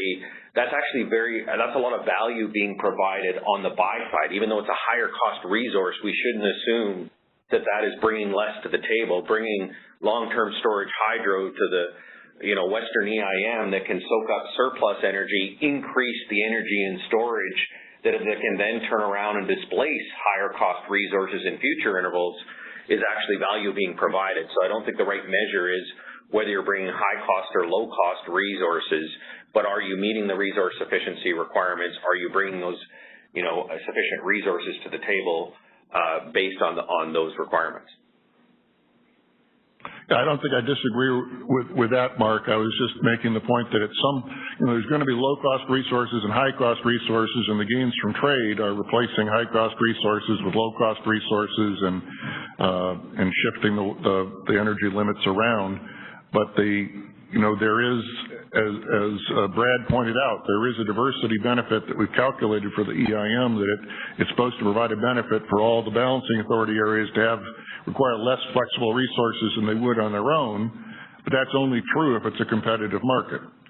If you're in a pocket with someone who can offer it at $900, you can't really afford to get you can't get the diversity benefit because you're going to have to carry enough resources to balance your own load because you don't want to get the diversity benefit at $900. So that's why I think there is at some level, there's a market power mitigation issue, even, for the resources that are, providing that diversity benefit, that are part of the benefit of the bargain for the EIM entities. Correct.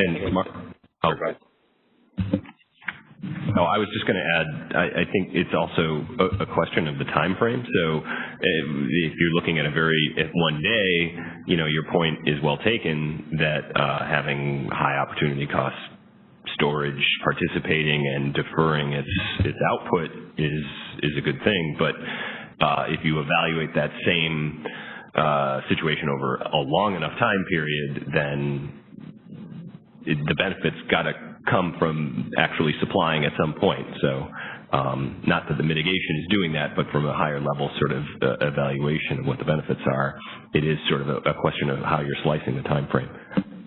Agreed, and I think that when I think about it, I think if you're importing, for example, during the spring period in the belly of the duck, that's going to increase the energy.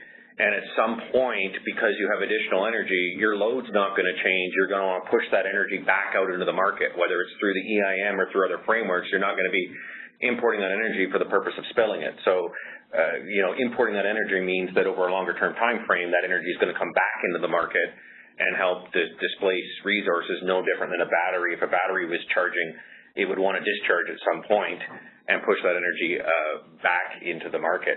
I think the diversity credit is an important point to consider, and I wonder whether in the case of mitigation, where we talk about that 5% that the P95 doesn't cover in the diversity credit, whether it would make sense to even consider the exports. In other words, the VA that doesn't have any customers exposed, maybe you just block the exports rather than mitigate, and then you have to think about, well, what does that do to the diversity credit? Do they have to carry extra to cover that? Just thinking out loud, are there solutions there that don't result in scratching out the offer price and deploying limited water anyways, but protect against sales that are not at just and reasonable prices? Because I think that the key challenge here is that we have, and we see it in the comments that were filed yesterday, widespread support from hydro resources saying they need to have the ability to manage their own resources and their limited water. And I think scratching out an offer price and depleting the water anyways is going to prove very challenging. So are there other solutions where we can protect against local market power but not disrupt the local control that entities must have over their hydro resources?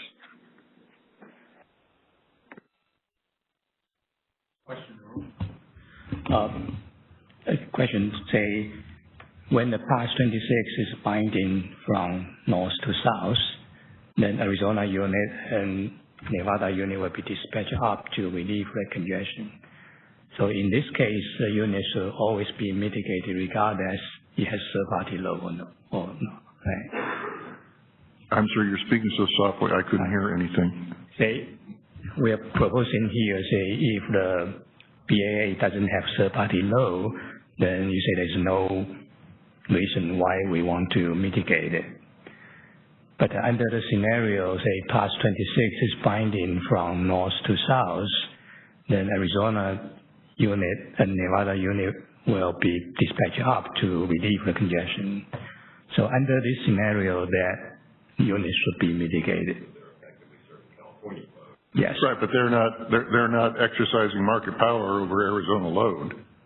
So, we shouldn't be saying we're going to mitigate PowerX because they're importing into their balancing authority area, and when we mitigate them, they're going to export to California. Yeah, in your example, these out of California units are importing into California, if I understand it, and so they wouldn't be mitigated. The EIM transfer direction, it is our export in terms of Arizona, but it has a market power. Its non-competitive price is positive. Okay, so the non-constraint competitive price is not always coming from the EIM transfer. It could come from the flow gate binding.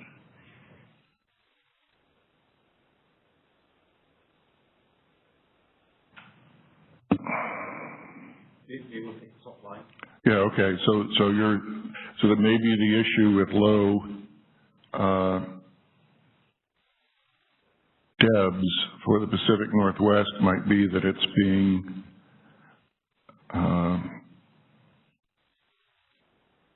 there's a non-competitive constraint in California that they're on the other side of, and we mitigate it down to the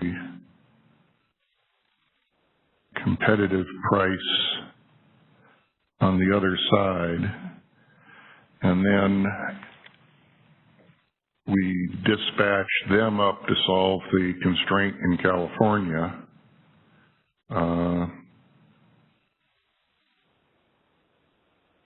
So that the mitigation isn't triggered by a constraint in the PowerX, it's triggered by a constraint somewhere else, or is it it's triggered by the PowerX constraint, but the competitive LMP is being reduced by some other constraint that they're on the other side of, so that we're getting a larger reduction. This seems to be an issue related to what you define as system as opposed to local. Mm-hmm. And the way the setup is sort of constructed, that local is just a balancing area, and I guess if this is sort of a balance area plus that includes part of California, whether that's system or... So sorry. So that would be interesting to understand if that's what's happening. I hadn't thought that's... Yeah. Sorry, I take it back. I guess based on our current rules, we don't allow to mitigate the different BAA's flow gate from one BAA for the other one. Okay. But you got me thinking. I think we ought to look at this. I think maybe there's something in here that might be going on that we ought to make sure there's nothing that we don't understand that's happening, because that's an intriguing idea that we're getting some unintended interaction, and even though we think it's not happening, it's the sort of thing that I think we ought to check. Okay, I want to very briefly talk about conduct and impact thresholds, because there was some discussion about the very high thresholds that are used in unconstrained areas, and 300% increases and 100% increases. And I want to make it clear that yes, there are those thresholds, but those are in unconstrained areas. Some of them are not even, there's no automatic mitigation applied. There's something that can be applied after the fact if they want to go to FERC.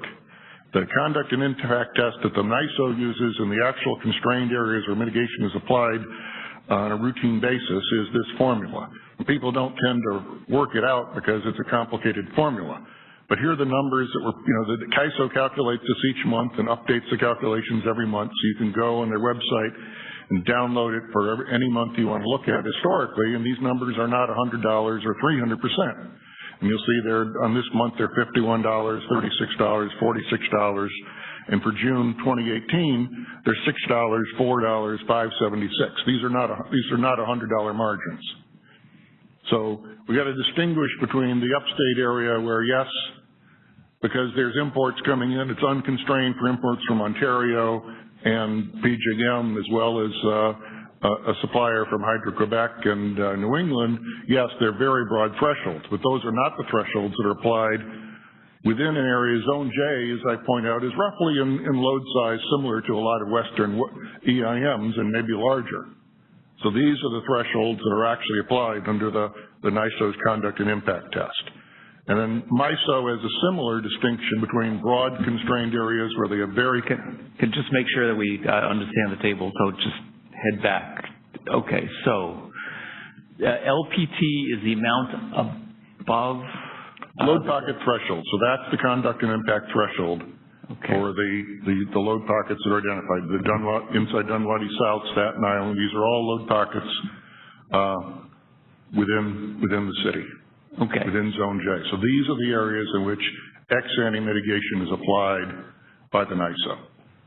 So how does that relate to the weighted price in the second column?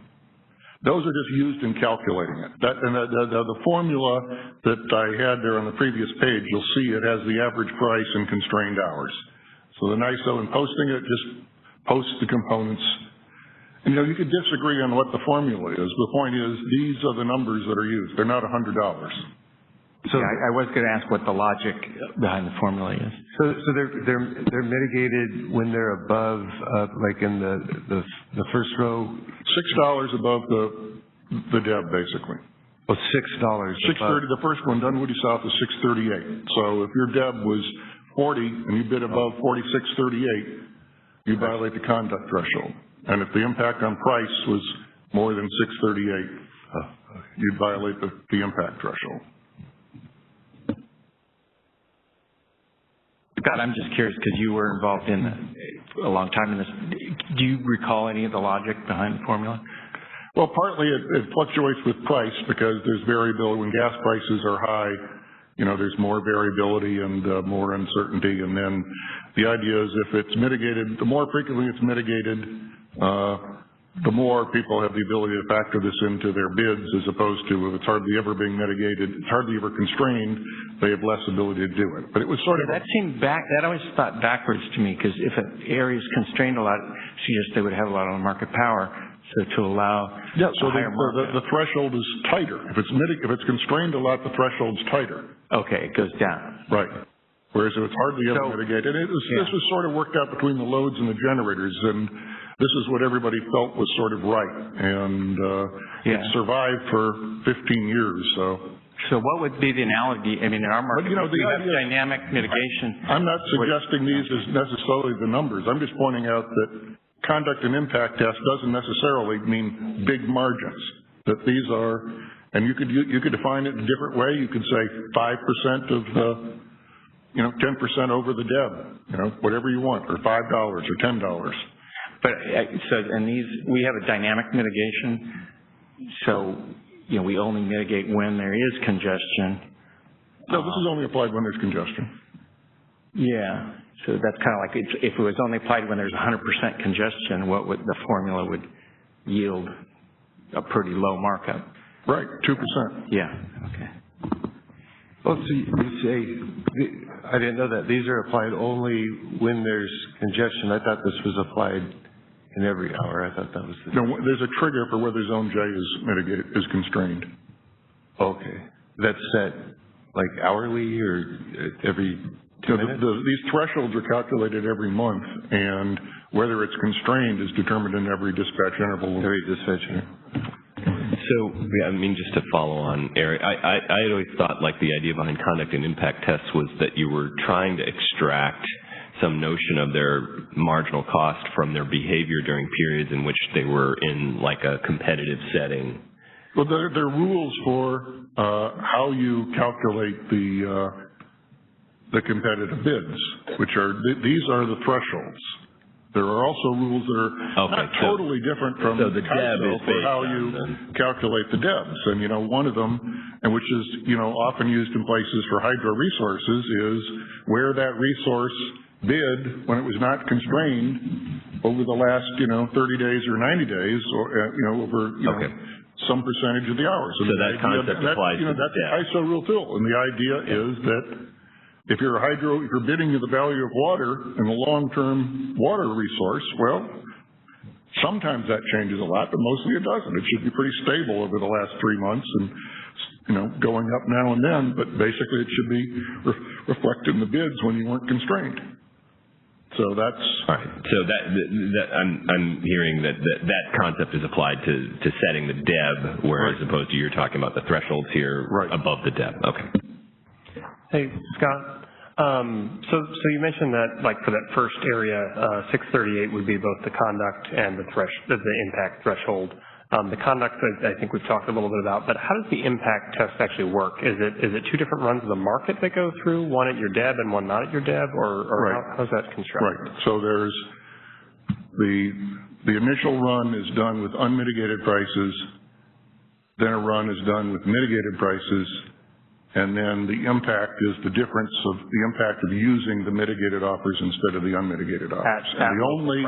The only resources that are mitigated are the resources whose offer price exceeds their DEB by more than the threshold, the conduct threshold. And the conduct threshold says we're going to mitigate you in the impact test, and then the impact test says, are we going to apply mitigation? Because you could have individual offers that were way above the conduct threshold, but in the grander scheme of things had no impact whatsoever on the market. And that's part of the idea, is that if there are energy limited resources out there that want to conserve their limited hours of operation or whatever, they can do it as long as it doesn't have an effect on the market. And is that done at the specific resources location, or is that any location? No, it's within this zone J. Okay. And that's one of the things. And it isn't, you know, when you're talking about the differences between the two systems, we just went through this up in Ontario explaining all this, and you can see a lot of this laid out on the website. But, you know, the difference is it's collective guilt. It could be that your individual bid had very little impact, but unfortunately, Jim, you know. Right.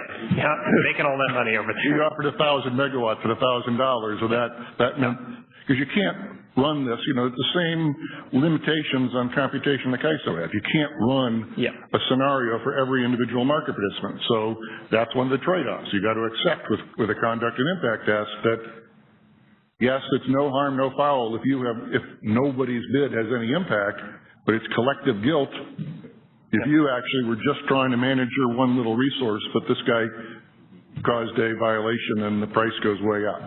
I think that's helpful. Thank you. Mm-hmm. So if you were a large load and you just wanted to have everybody mitigated a lot, you could sort of, well, you could bid above the threshold a lot, but you'd have to be big enough to be able to move the price. Right, you'd have to actually move the price up. Yeah. You may not want to do that if you're load. If you want a low price for some reason. Okay.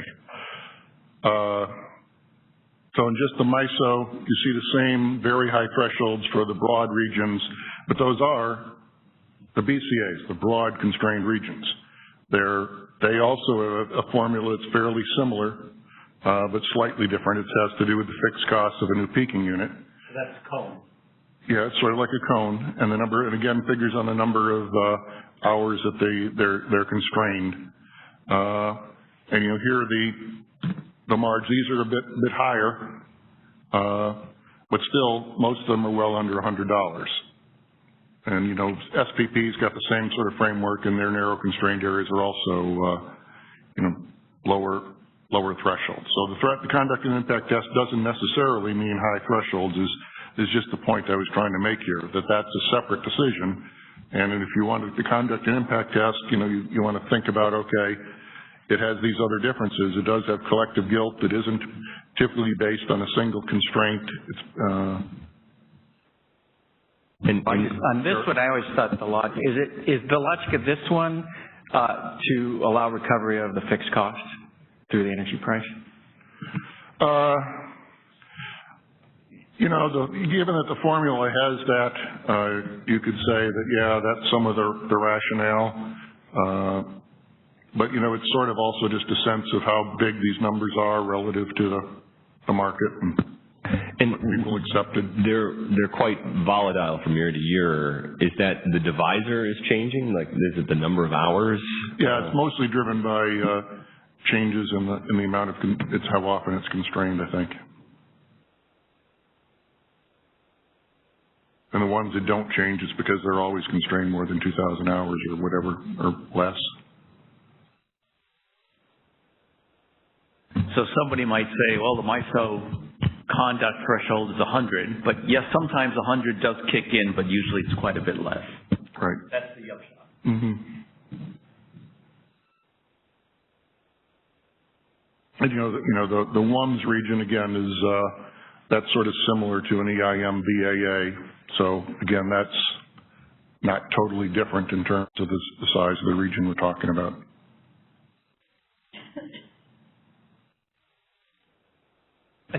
Ben, I think one thing I might add is that, you know, the one, or that one region we were just looking at, you know, the conduct and impact thresholds might be $100, but that tends to be following a year when there was a lot of transfer capability into that area, not a lot of congestion, so you weren't seeing a whole lot of opportunities to exercise market power theoretically.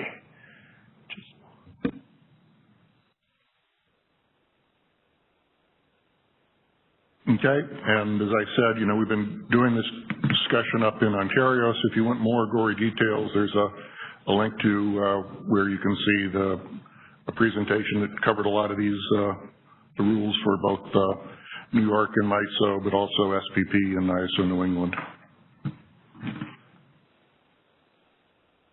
Other questions on the phone about well, just generally so you've summarized the point that MISO and New York ISO are now.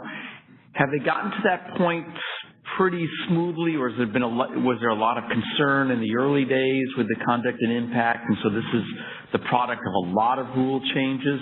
How do stakeholders feel and the market monitor, et cetera, feel about how it's working? Well, I think the thresholds have not really changed much since they were implemented, but on everything else, there's all the things about implementation have changed. But I think these formulas go back a long ways and have sort of worked.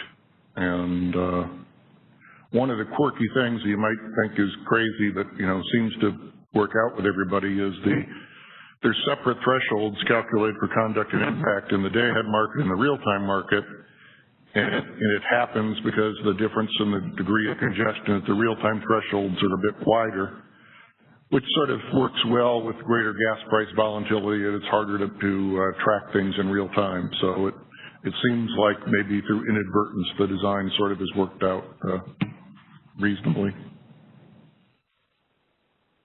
All right, thank you, Scott. I'm going to check to see if there are any comments in the room. I'd like to particularly invite Ryan and Eric, folks from DMM, if you want to say anything in general about the issues we've been talking this morning. I know I didn't give them a head. Yeah, I mean, well, so given the nation wants the governing body and right to stakeholders, we didn't repeat it here. We weren't asked to repeat it here, but we're all for addressing what we, refinements to the mitigation, which we view as all these things are making it more accurate, re-examining the reasons for carrying it over, the issue Scott's pointing out with the competitive market price. We think all those things they're applicable to all participants, not just PowerX or not just DIM participants. So our recommendation was, it seemed like the ISO and PowerX are advocating for let's solve all this by setting a really high deb, basically the threshold that they cited, 300% or $100 above the marginal cost. And we said, and I guess you could argue that would fix the problems if you gave that to everybody. But not actually, I wouldn't, unless you gave that to all resources, it wouldn't address issues with the accuracy of mitigation. So I think our recommendation was we're all for improving the accuracy of the mitigation and then looking at options for DEB, but where then the problem is much narrower and you've addressed issues for all participants and not just for a narrow set of hydro resources or a particular EIM area. Thanks for that summary. Amelia, Ryan, want to add anything? No? Okay. All right. Any other questions or comments within the room before we go to the line? Okay. Operator, can you see if anybody's got a hand up? Yes, we currently have a couple of questions in the queue. Caller, your line's been unmuted. Please go ahead. Hi, Scott. This is Gong Wen with Puget Sound Energy. I have a question related to the approach that the NISO is using, and I was thinking how it is applicable to the EIM. The thing in NISO is that the flow pattern and so the congestion is fairly static. It is always from upstate to New York City. But in EIM entities, we see that the flow and so congestion, it can happen and change the direction from 15 minutes to another 15 minutes. So I don't know how applicable is what the NISO or the MISO is doing. I don't know what the thoughts are to address some of the EIM concerns. Yeah, I think that is a feature of New York, that it's predictable that the congestion is always going to be in the zone J, and there isn't really a lot of congestion in the energy market in upstate New York. The MISO, on the other hand, not only has those, they have those narrow constrained areas I identified and that are identified in the presentation, where there's a chronic pattern of congestion, or at least to some degree, so they have these defined thresholds. And then the broad competitive areas are the ones that are applied to regions where there isn't a chronic pattern of congestion, but it does start to constrain. Again, a detail I didn't go into in this, but they've got a third category of dynamic constrained areas, which is when it's not one of the narrow constrained areas, but and it's a region which traditionally hasn't been constrained a lot, but there's a generation outage or a transmission outage or something that causes it to all of a sudden to become frequently constrained. There's rules that apply mitigation more like the narrow constrained area to the dynamic, what's called a dynamic constrained area.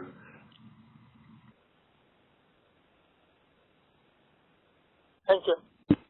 All right, thank you. Operator, you said there was a second hand? Yes, we'll move on to the next question in line. Caller, your line's been unmuted. Please go ahead. Hi, it's Mark Holm with Parix.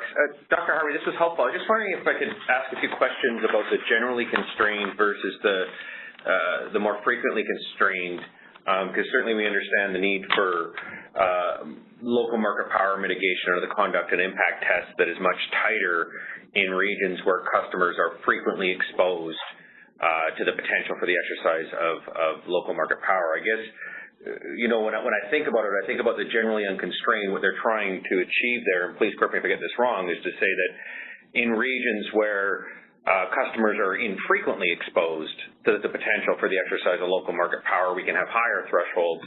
But in regions where they're more frequently exposed, we need to have tighter thresholds. And when I extend that, and instead of just looking at whether the transmission line is constrained, which is kind of an indirect way of getting to our customers exposed, when you look at that in the EIM, what we're seeing now is that I think we've seen data out there that the EIM is a highly competitive market, that although LMPM is being applied quite frequently in our circumstances, it's being applied inaccurately. In other words, it's being applied on the import path or the export path from the EIM area to BC, where there's no customers exposed at all. So if you take all those out and you say, well, how many hours a year are there actual customers exposed to the potential exercise of local market power, it wouldn't be the hours that where the path just into BC is exposed.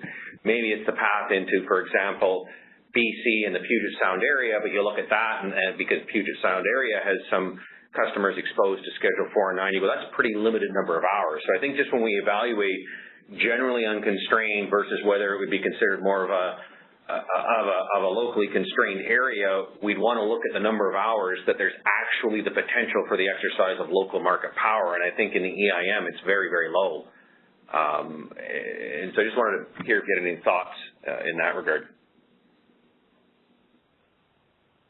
Yeah, I think that this is the reason why we need we can't just say every region in the EIM necessarily is highly competitive and would have high thresholds like the BCA. We'd have to, you know, we might have areas where there's no mitigation needed for imports, and there may be areas where we need to have more mitigation because actually the balancing area maybe is constrained, and there are wholesale loads that would be exposed. So we have to have a more tailored judgment about how the mitigation will be applied. But I agree totally, we shouldn't be applying mitigation at all. And a lot of the thrust of my early comments is if there's no one that can be exposed because there's no wholesale loads, we shouldn't be mitigating. And if the mitigation is being applied way below the competitive price and triggering a lot of inefficient dispatch because of the way we're applying it, we ought to fix that. So, yeah, there are a lot of things that we ought to try to fix. But Scott, in New York, the constrained areas, they're defined by their import constrained over a certain amount of time on average over the year, right? Yeah, although as I said, that's for the narrow constrained areas. And the MISO also has the dynamic constrained areas, which are triggered. You know, the narrow constrained areas are set in advance, posted, filed with FERC, all that stuff. And, you know, but the dynamic constrained areas were implemented by the MISO to deal with situations where things come up more rapidly than that because of a major transmission outage or generation outage where they see a change in the competitive structure. So that's, where there's frequent mitigation now, but there wasn't frequent mitigation last year. And then the broad constrained areas are where there's occasionally congestion. And I think the danger here is just looking at congestion. I think the important piece there is that when you're looking at a conduct and impact and whether it's generally constrained or not in the East, if the import transmission is constrained, the default assumption is there are customers that are exposed because they're all settling at LMPs. I think what's very different here is a few things. One is you can have an import constraint into a region where there's no customers exposed. So you can't just look at how often the import constraint binds. You have to really look at how many hours are the customers exposed. And there's quite a big difference in the EIM where you have some VAs where there's no customers exposed at all. Every you may have sub-regions that get constrained infrequently, like the BC Puget area, and so it's a very limited number of hours. And then even if it is constrained, I remind again that there's a P95 resource sufficient. How often are customers really exposed is probably pretty small. Now, that may be different. We may end up with pockets, et cetera, and we certainly understand the need for local market power mitigation if you have customers, more frequently exposed to LMP prices. I just think we need to be careful about just saying, well, how many hours a year does the import path fill, because that's not really the measure. The relevant measure is how many hours a year are customers exposed to the potential exercise of local market power. I think the other part is that they have both the conduct and impact. Mark, I think we're agreeing with you that if there's no customers within the constrained area, it doesn't matter whether it's constrained or not. Right. Is there any other reason why the conduct and impact that applies out east wouldn't be workable that you gentlemen can think of in the EIM context? Is there anything different as to why a conduct and impact out east wouldn't work here if that was the direction that was decided to go down? No, there's no reason. You could use the same DEBs, so it wouldn't necessarily solve your problem, Mark. I mean, not mitigating when there's no one that's going to be impacted is more of a direct solution than going to a conduct and impact test, because if we had a $8 threshold, we'd be mitigating you under a conduct and impact test too. I understood. So, there's several moving parts, and I understood. This is Eric. Go ahead. This is Eric with DMM. Yeah, to comment on the conduct impact and kind of that we've had this discussion, it does kind of seem designed, if you have an infrequently congested area, you can exercise a lot of market power in a small number of intervals. And then as an area is congested less, the margin that can be charged for market power goes down. So it seems to be designed, it limits market power, but it's like a sliding scale where the more frequently you have market power, the smaller the margin you're allowed to exercise. And that just seems to me. And then whereas in California we have an approach where dynamic mitigation, where we only mitigate when there is congestion, and we want to make that more accurate, and it's not structurally competitive. But then when we do mitigate, we want to mitigate to marginal cost or opportunity cost plus 10%. That's kind of the margin that we embed in our default energy bid. So I think our approach is we think to make the need for mitigation more accurate and only mitigate in those intervals, and then have a smaller margin closer to what we would expect in a competitive market, marginal cost plus 10%. And okay, thanks for that. And again, I think that the discussion earlier about how inaccurate a DEB will be to actually reflect marginal cost, I think we agree a lot with what's been discussed here today in terms of looking at all of these issues, but I guess we continue to see challenges if we're replacing a hydro offer price with a formulaic price plus 10%, we're still going to run into challenges with inefficiently deploying hydro and discouraging voluntary participation. We've run a little bit into lunch hour. I'm just going to check to see if there's anybody else on the phone lines, and if not, there are no further questions in the queue. Okay, thank you, operator. Okay, so at this point, Pardon me? Yeah, we're going to break for lunch. We're going to break until 1 o'clock. Since it is a Friday, we don't want to detain you later today. So hopefully that'll be enough. So we'll see you at 1 p.m. Operator, at this point, we're going to take a break.